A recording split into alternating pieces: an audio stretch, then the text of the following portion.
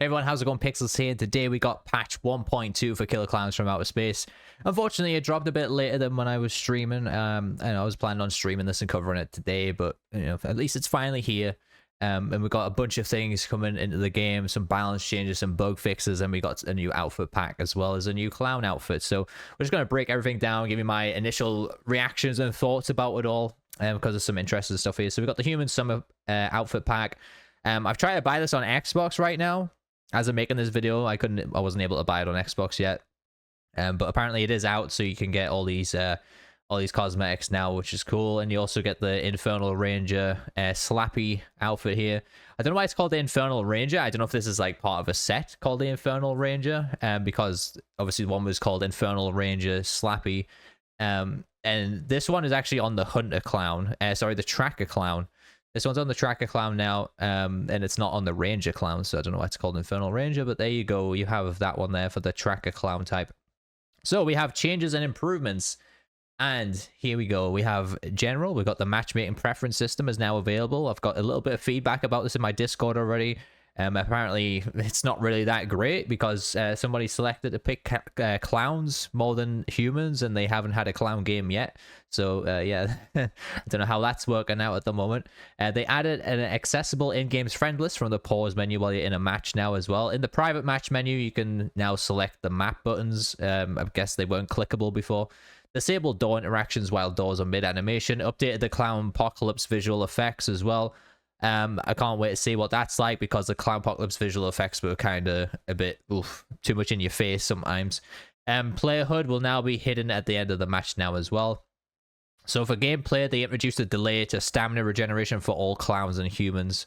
And this means when your stamina runs out, there's going to be a delay before it starts up again, which I have talked about in the last couple of streams. Increased total stamina pools and stamina regeneration for all clowns and humans. So stamina is going to regen a lot faster, and you're going to have more stamina there as well. So it's going to be interesting to play around with this. Obviously, I'm downloading the patch right now on Xbox, so I can't really give you any feedback on that one.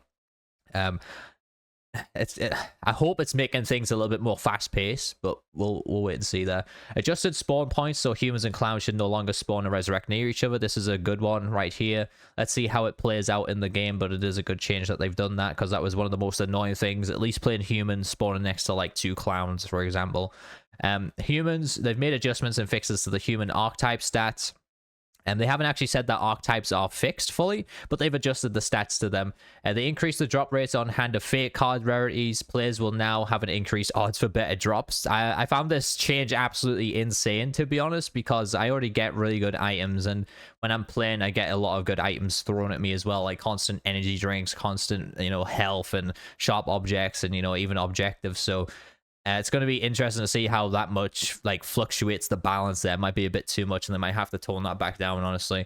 They've adjusted and polished some animations for human movement while crouching, gas can interactions, and bunker keypad interactions as well.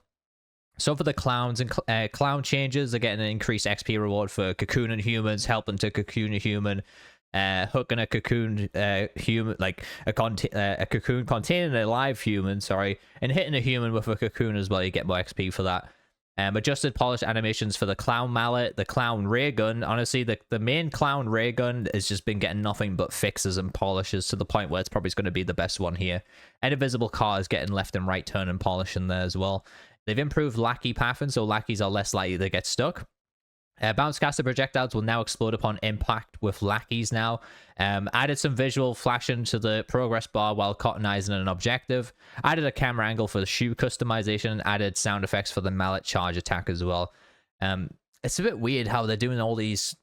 For me, it's very strange how the mallet and the ray gun, literally the first weapons that you use in the game, are getting all these changes post-launch already, and getting fixed up and stuff. It's bizarre. Anyway, so this one's gonna, I don't know, it's a bit controversial, this one. So they changed the clown type Trapper, renamed to Hunter. And they said game balance was hindered noticeably with clown traps, and at the end of the day, it is about making the best game experience for everyone. The name change came to better represent the clown type. I don't know who tested the clown traps out. I personally used them before the game come out. I don't think they were that bad. There was probably way too many clown traps. Like, you had access to 3 clown traps, which were a bit too much. For the way the lackeys are kind of useless in this game. Let's be real there. And you've got some other viable tricks. So to have the so everybody would always say, how come you've got a clown called Trapper and he doesn't have traps? And they've literally just went ahead and renamed it to Hunter. So whether we see a new trick coming in for the Hunter, I guess we'll have to wait and see there. But I think it's a bit of a strange decision to be doing this. I think clown traps would exist very fairly in this game now, especially since a lot of people have, like, on the human side, have got more experienced and they know how to play the game. The clown traps wouldn't be that big of a deal, and honestly, whoever's playtesting it and decided to take them out, I think that's a bad decision, and I probably need to look at doing that, bringing that back into the game, honestly. But for them to just rename it to Hunter, it's so it shuts everybody up, I guess. So now you can't say we've got a Trapper Clown and who doesn't have traps. Now we've got a Hunter Clown who doesn't hunt. Maybe, I don't know. What else can we say of that? Increase the tank clown's walk and run speed. So the tank clown got a little buff. Increase Hunter Clown's total stamina pool. The Hunter Clown is going to be absolutely insane. This is already my main clown. To have an extra total stamina pool is very cool. Increase the Ranger's Clown walk and run speed. So the Ranger Clown got a little bit of a buff, which is a good thing because I think the Ranger Clown was falling a little bit off, honestly. Reduce the stamina drain on the Brawler Clown as well. Adjusted the Brawler Clown's stamina stat display.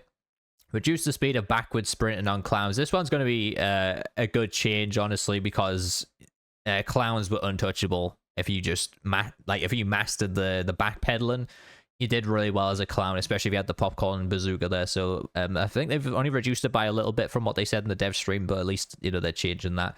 They reduced the speed penalty from light stuns on clowns as well. So basically, you're getting hit off a blunt object, it won't stun you as hard anymore. From like a wrench or a frying pan or something like that. Clown weapons increase damage of the Gobstopper Flail's primary melee attacks. Improve the hit detection for the Gobstopper Flail. This is absolutely crazy because I was playing some games earlier today on stream and the Gobstopper Flail was hitting hard already and it was hitting me from quite a good distance. So the fact that's been buffed up could be a huge problem, and they're gonna have to watch themselves with that one because I was getting kills with this no problem. I was getting killed by this no problem, and I don't know if it really needed a change, but I guess we'll just wait and see and how that plays out. But this might end up being the meta weapon for all the people who care about that type of thing. Increase the LOL tricks healing speed, so you'll heal a lot faster as a clown with LOL. So this is like a lot of clown buffs, honestly. Adjusted the LOL trick to start its duration timer after the casting animation completes. Adjusted the balloon dog trick to start its duration timer after the cast and animation completes as well.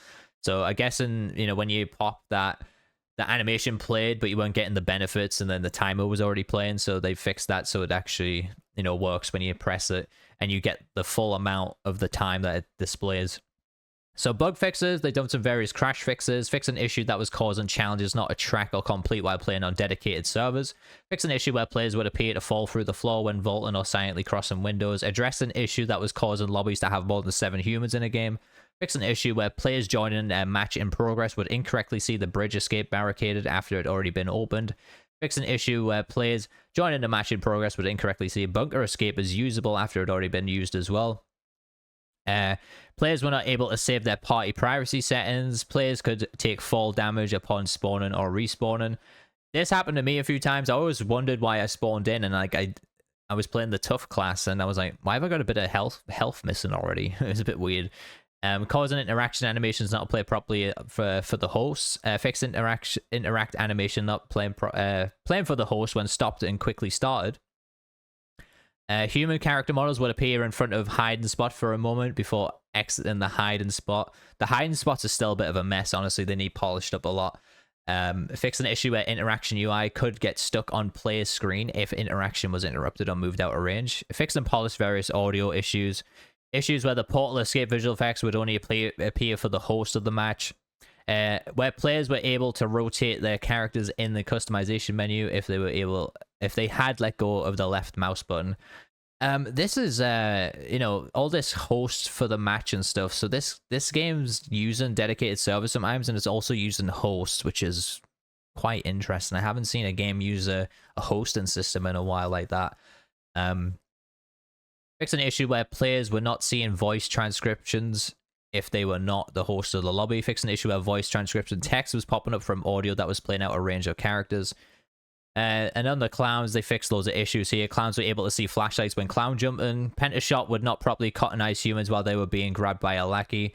Where the firing animation for the Giga Ray would sometimes not properly play as well. Clowns were not able to use the pizza box trick in certain areas. Clowns could get soft locked if they try to use the pizza box trick while picking up a cocoon at the same time. An issue that causing clowns' voice input to stop working properly after they use the pizza box. Clowns could not see other clown name tags. Sometimes while trying to clown jump indoors, clowns were not receiving a prompt telling them you cannot do it indoors. Could get XP for hitting a dead human body with a thrown cocoon. I didn't know that was actually a thing. People farming XP by just throwing a cocoon on a dead body. Reminds me of Evil Dead. It reminds me of Evil Dead with the where you could gain the demon energy when somebody was dead. I remember that. So you could just infinitely possess people. Yeah, that was an interesting time on Evil Dead. Fix an issue where if the tank was carrying a cocoon, the drop icon would flash.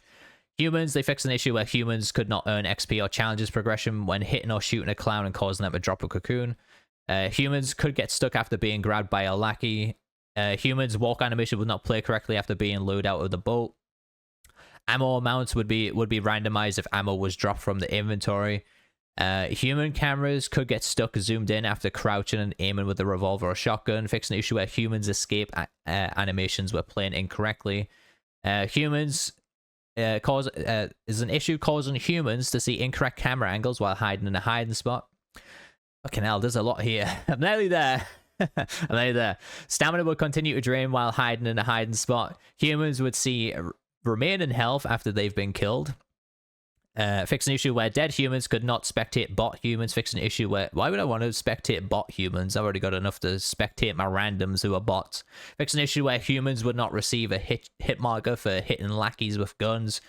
Yeah, I had that a few times, actually. As a human, dropping your melee item could sometimes make them stand up vertically. Humans would appear standing up after emoting while waiting in the boat escape as well. We did that a couple of times on the stream. So, yeah, I mean, we've got a lot of bug fixes here.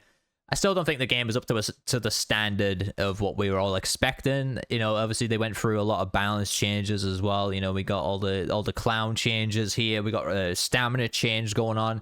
So I guess it's all up to a lot of testing from us as a player base and seeing how everything plays out with the stamina changes and all that stuff. The one thing I'm not really hyped about, and I'm kind of gonna, is this Hand of Fate card rarities. I think this is gonna be a big problem, honestly. I know, like, maybe you have, it's so RNG, and that's the whole point of it. You know, sometimes you just keep getting tennis balls and stuff, but there's a more likely chance where you're gonna get a sharp object or an energy drink and stuff.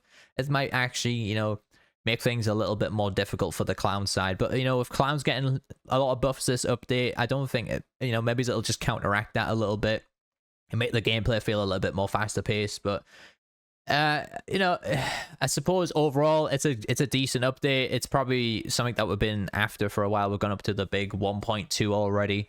Got the preference system in there as well. Whether that works or not, we'll have to keep testing that out for each other. And obviously giving feedback to the developers. But let me know your thoughts on the patch down below. I'm going to be playing it a little bit now off stream and, you know, going to be testing all this stuff out and checking out the new cosmetics and everything. But yeah, thank you guys so much for watching. Like I said, leave me a comment. Let me know your thoughts on the patch. Hit that like button, hit that sub button. And I've been Pixels, my awesome viewers. I'll catch you guys in the next one.